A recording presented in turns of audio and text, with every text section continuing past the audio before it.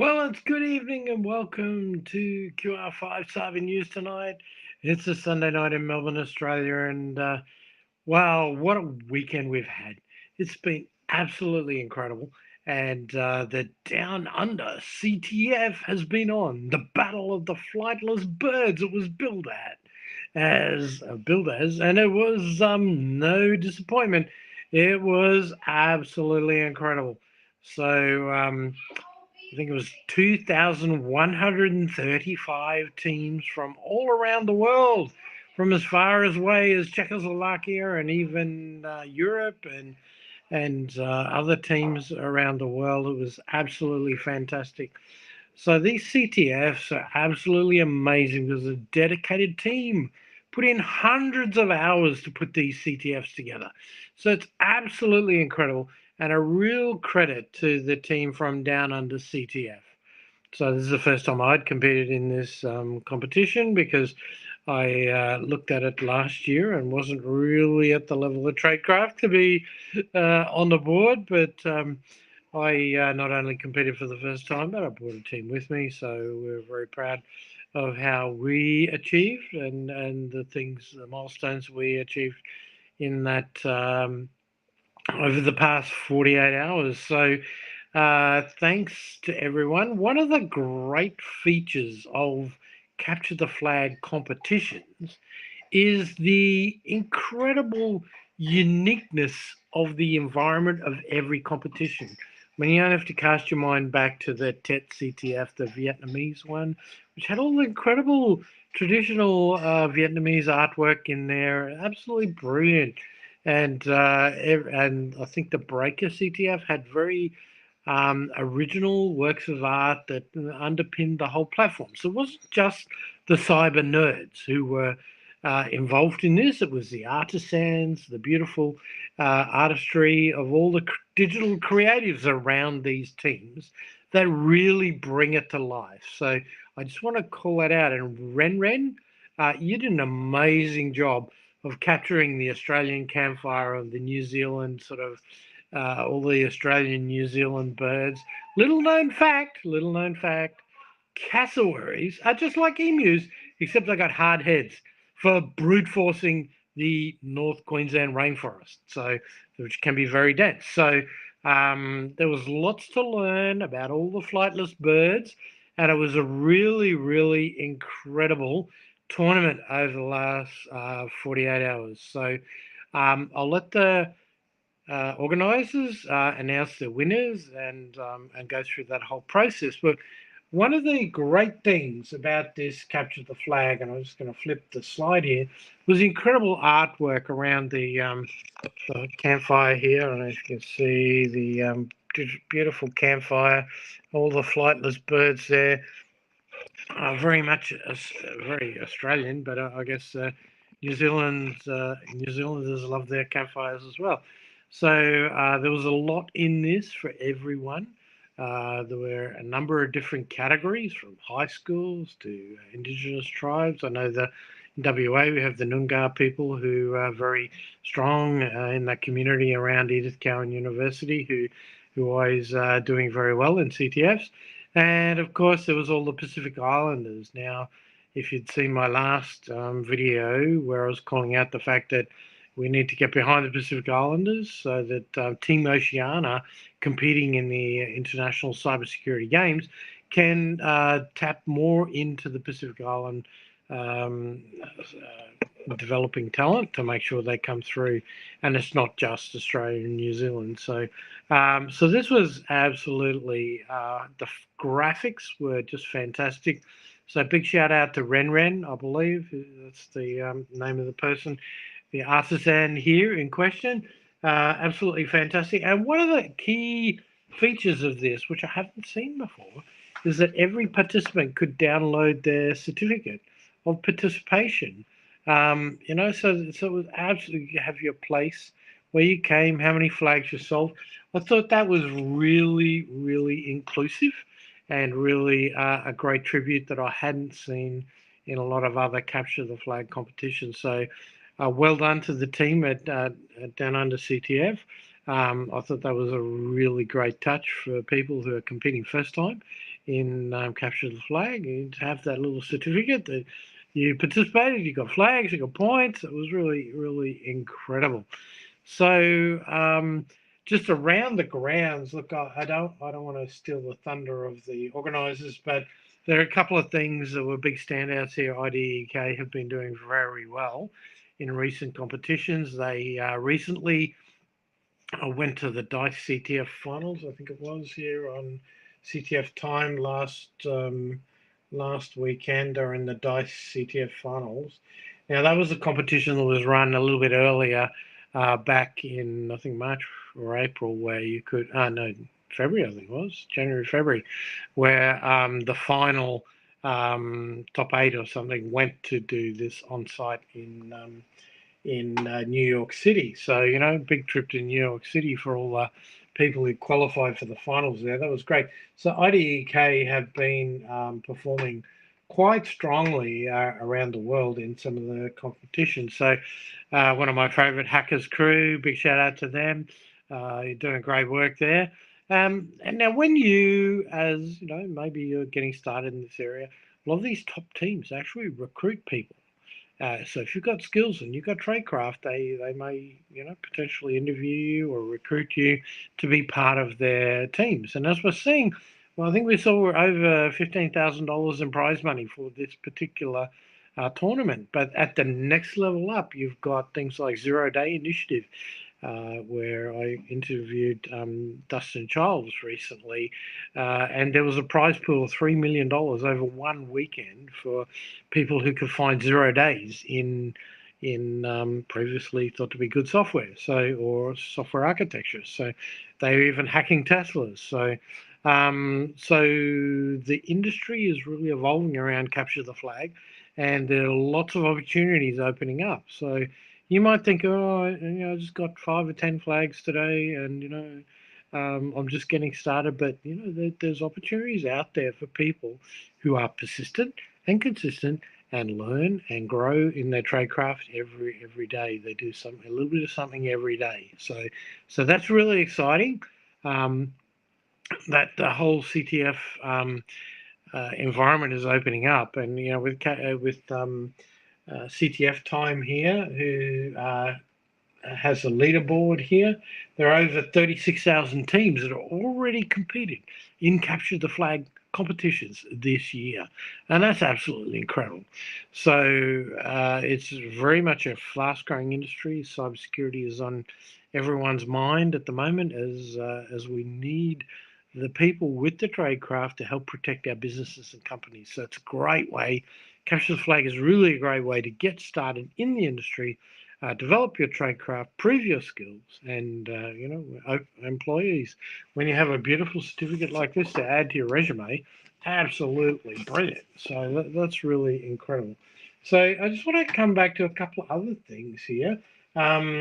Maple Bacon in 6, these are unconfirmed results, obviously. I guess the crew will announce the Maple Bacon is one of the top Canadian teams, so big shout out to Canada. That's great effort there. Hackers crew were in second. Interestingly, that I believe the Cameroonian came in fifth, and Cameroonian are like leading the field at the moment globally on CTF time. So big shout out to them, doing great work there. And very magnanimous of you to give everyone 12 hours start and still coming in the top 5. So well done. I like that. I respect that. That's really great. So one of our favorite Australian teams is down here in 54th place, Obsidian Drop Table Participants. Now, I think they should get the flag for the best name. I just love that name. My crew, we spent about 40 minutes on a call recently explaining what that actually meant and how amusing it was. So big shout out to Obsidian Drop Table Participants. I think that's an absolutely fantastic name. Very intellectual, very cyber, very IT focused there. So big shout out to you, and keep up the great work. One of the top Australian teams there. Big shout out to my own crew at Rocket Rooks. They did an amazing job. One crew member on debut took out 6 flags, and that was just an incredible thing from him. But you know, this is the thing about capture the flag. You know, if you have to show up, and you have to keep showing up, and you learn and you grow and you develop your skills, and it's just absolutely fantastic. So congratulations to my crew there. They did an amazing job. And yeah, little surprise. A couple of Queenslanders finished behind us that we kind of usually beat us by about several blocks. So, so that was great as well to see. So capture the flag. You know, everyone starts at zero. Nobody, you know, there's no way of getting around that, and you get the easy flags, and you move into the open source intelligence and miscellaneous ones, and you keep showing up. That's the thing. Keep showing up. Like if you look at just Sequoia, who's the top Australian team at the moment, they've been in more capture the flag competitions than anyone else because they keep showing up and they keep getting the points. That's why they're on the top, right? So there's a good lesson there, and I think not sure where they placed. I did see them there somewhere, but yeah, it's great. So um, yeah, so 2,135 teams competed. I think there was 1,515 teams who got more than 100 points, and that's a really amazing effort. And we do love the fact that the team at Down Under CTF gave the opportunity for everyone to print out a certificate. So in the battle of the flightless birds, you know, we've got a number. We've got the kiwis, we've got the emus, we've got cassowaries from North Queensland. And as I said, cassowaries, you know, they got harder heads than emus, and they're good at brute forcing tropical rainforests. That's what they do. They can run very fast as well. So, but it's interesting. The emu has a very deep and rich connection through to Indigenous culture in Australia. And I just want to unpack that just as we close out here. Dwayne Humminger is the Associate Professor of Indigenous Astronomy, Cultural Astronomy at Melbourne University. So a lot of the team from Down Under CTF, Dwayne has got a book called The First Astronomers, which talks about the different Australian Aboriginal tribes that were really involved in astronomy. And there's a little site which is kept very tightly under wraps called Wooriallic, where there's different stones, a little bit like Australia's answer to Stonehenge, where they line up where the planets and the sun and the moon and different astronomical bodies were at particular times of the season. And Dwayne and his research at Melbourne University has really done that. So I thought I'd just close out tonight with a different emu. This might not be one this is a very important emu because this is the galaxy that you live in, right there. All right, so this is the Milky Way, and the body of the emu is one that travels up across the sky at various times, and I'm not sure if you can see it there, but the emu in the sky, and I've just outlined it there in some orange text so you can just see it a little better. But this is one of my own photos. This is not a particularly good one. I think I've got another better image in the cupboard somewhere. But the emu in the sky is something that's as part of, I think that the two bright stars there are the pointers in the Southern Cross, might be up there somewhere. But the emu in the sky is very is a stunning thing. If you're able to get out in Australia near one of those campfires like this, one of these campfires that Ren beautifully illustrated, if you can get out by one of these campfires in a dark sky site, you can see the emu in the sky really stretched across the sky as the Milky Way, the galaxy that you live in. So it's really a beautiful thing to see. Now, for those of you who have joined us on the Down Under CTF from all parts around the world, I did see some people from Czechoslovakia and Europe and other teams there, and of course the Canada Maple Bacon team there from the Northern Hemisphere that doesn't often get to see the same dark skies that we have down here. You're probably, every one of you, I'm sure, have a kind of idea that you'd love to come and visit Australia. And for some people, the 15-hour plane flight got to put you off a bit. But Australia is very rich in culture. We love our outdoors. The Down Under CTF people have captured it beautifully. So thanks again, Ren, for all your hard work there. And it's just an amazing place to visit. It definitely is worth the plane trip. And New Zealand is spectacular as well. So we don't want to leave them out of this conversation. So um, thanks very much. We do like to do a weekly wrap up of CTFs here on QR5 Cyber as we follow this space around the world. It's just amazing everything that's going on in Capture the Flag as we all develop our skills and lift our country's cyber awareness and cyber capabilities. It's absolutely fantastic. So it's Sunday night here. I'm just waiting for the Grand Prix to start. So I thought I'd send a shout out to the great team at Down Under CTF. It takes hundreds of hours to organise these competitions. So absolute tribute to all of you who did so amazingly well to put on. I think all the crew there. I don't know who they all are, but absolutely fantastic effort.